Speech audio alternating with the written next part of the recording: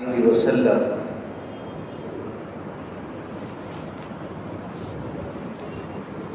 اذا حدث كذب او كما قال علیہ الصلوۃ والسلام۔ عزت و احترام کے لائق بھائیو، عزیز ساتھیو، انسان جو بھی اعمال کرتا ہے یا تو وہ اچھے ہوتے ہیں یا برے ہوتے ہیں۔ اعمال اگر اچھے ہیں تو وہ نیکیاں بنتی ہیں، ثواب ملتا ہے، اور یا تو وہ گناہ حاصل کر لیتا ہے اور وہ برائی بنتی ہے۔ حضور اکرم صلی اللہ علیہ وسلم نے صاف صاف یہ بتلایا کون سے کام کرنے کے ہیں، کون سے کام نہیں کرنے کے ہیں، کن کاموں کے کرنے پر ثواب ہے، کن کاموں کے کرنے میں گناہ ہے۔ لیکن آدمی گناہ کرتا ہے تو گناہ کرتے کرتے اتنا عادی ہو جاتا ہے، پھر اس کو گناہ بھی نہیں سمجھتا، بے تکلف اس کام کو کرنا شروع کر دیتا ہے، آگے بڑھ کر علل اعلان اس گناہ کو کرتا ہے، سینہ ٹھوک کر پھر وہ گناہ کو کرتا چلا جاتا ہے، یہاں تک کہ دلوں سے اس برائی کی، اس گناہ کی برائی ختم ہو جاتی ہے۔ چاہے جائے کہ اس گناہ سے بچتا، لوگوں کو اس گناہ کے کرنے کا حکم کرتا ہے، ایک ماحول کریٹ کرتا ہے کہ وہ اکیلا اس گناہ کو کرے، نہیں، سارا ماحول اس گناہ میں ملوث ہو جائے، آدمی اس حد تک آگے بڑھ جاتا ہے۔ اور کچھ گناہ وہ ہے جس میں کوئی لذت نہیں پھر بھی کرتا ہے، مثلا جھوٹ ہے۔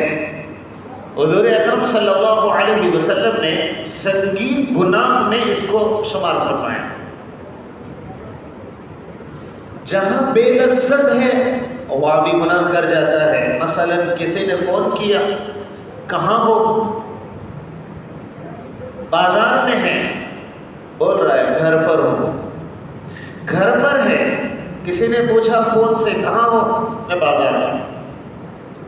حالانکہ اس کے گھر پر ہوں بولنے میں کوئی خرابی نہیں تھی، لیکن عادت اتنی زیادہ ہو گئی کہ اس کو برائی نہیں سمجھتا، اور موقع محل اس کو بھی نہیں سمجھتا۔ گناہ میں لذت ہے اس لیے گناہ کر رہا ہے، بے لذت گناہ شروع کر دیتا ہے اور پھر کرتا چلا جاتا ہے۔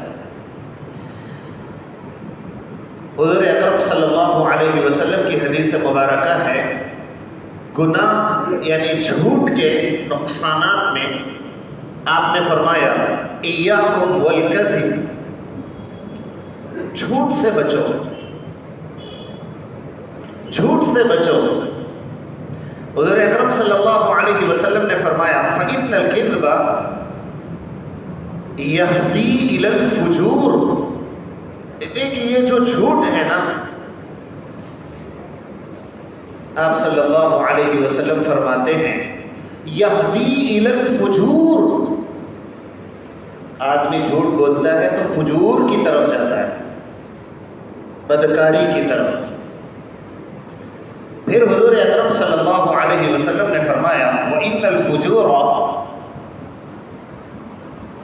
يَهْدِي إِلَى النَّارِ، پھر فجور یعنی بدکاری سے جہنم کی طرف جاتا ہے۔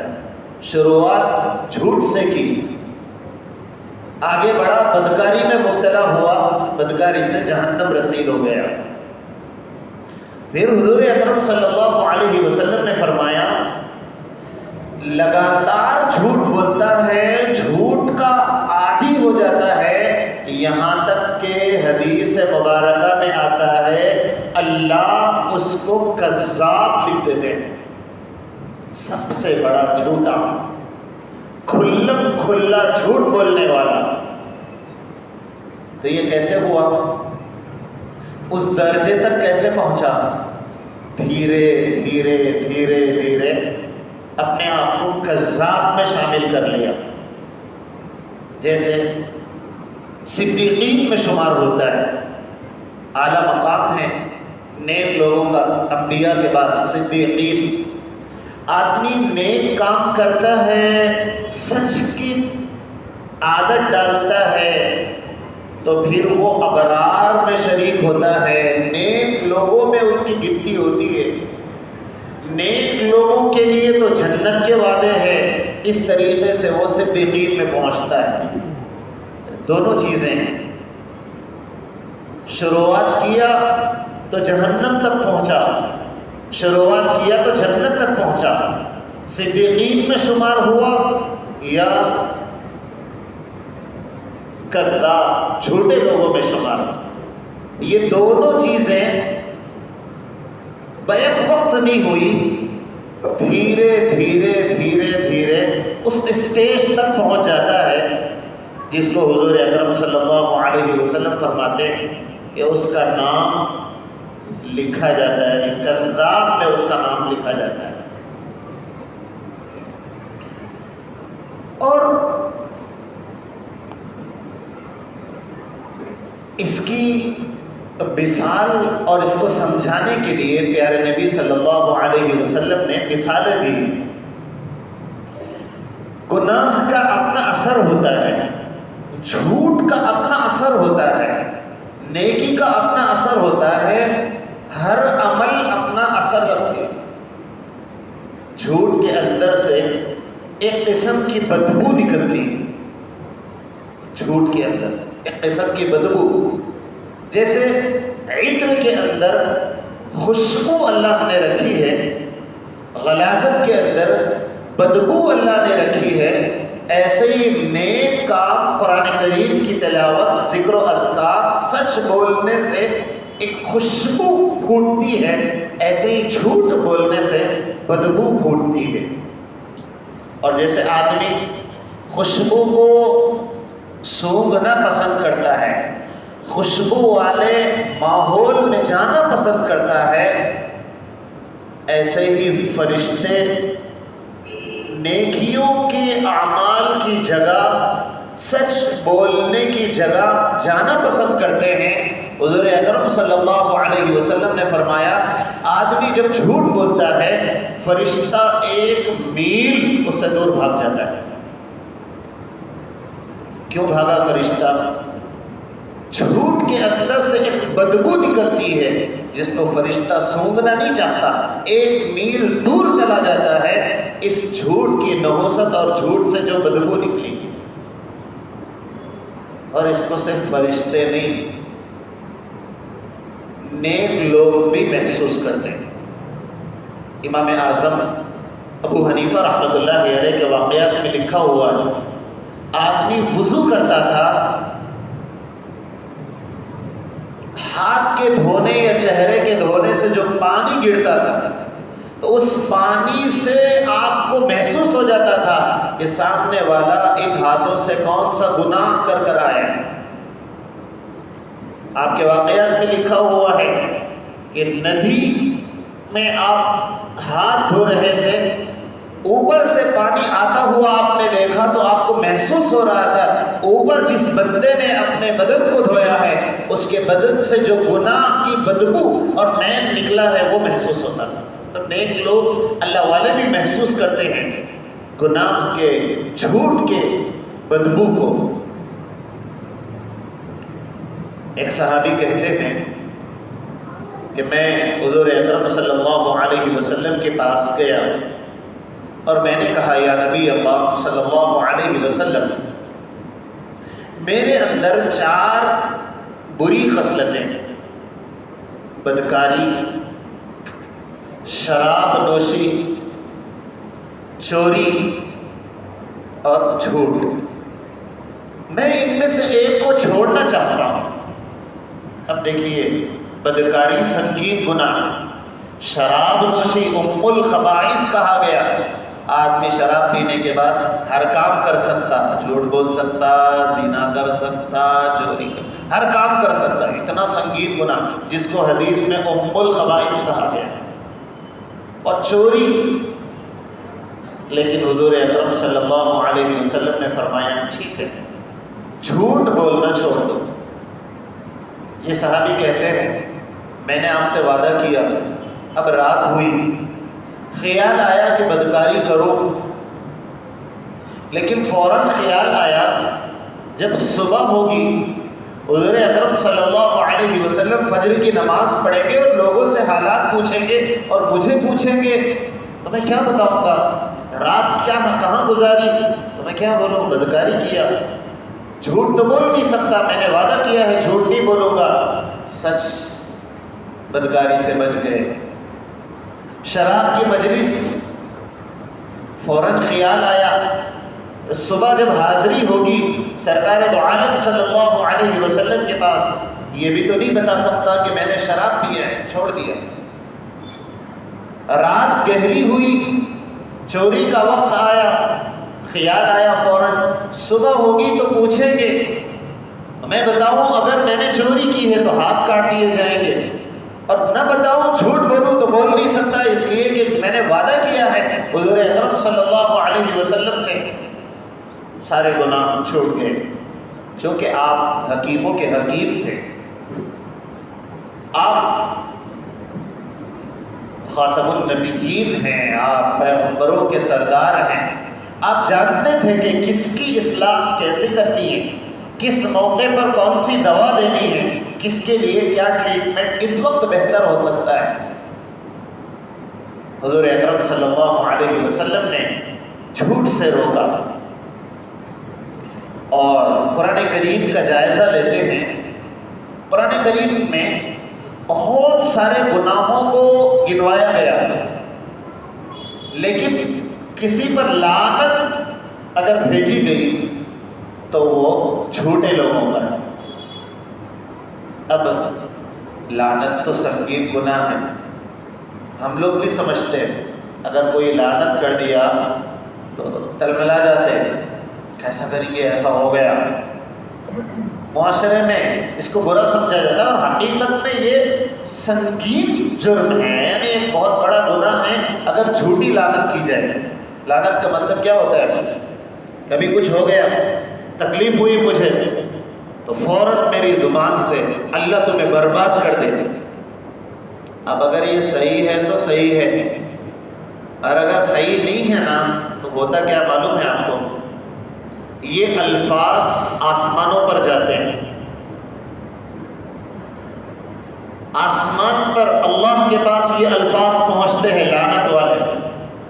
اگر وہ صحیح ہے تب تو ٹھیک ہے، اگر ہم بدماشی کو بولیں یا اپنی بات کو مضبوط کرنے کے لیے بولیں یا اپنے آپ کو سچا بتانے کے لیے کسی کو لعنت کریں تو اللہ کے پاس وہ الفاظ جانے کے بعد اللہ اس کو واپس بھیج دیتے ہیں۔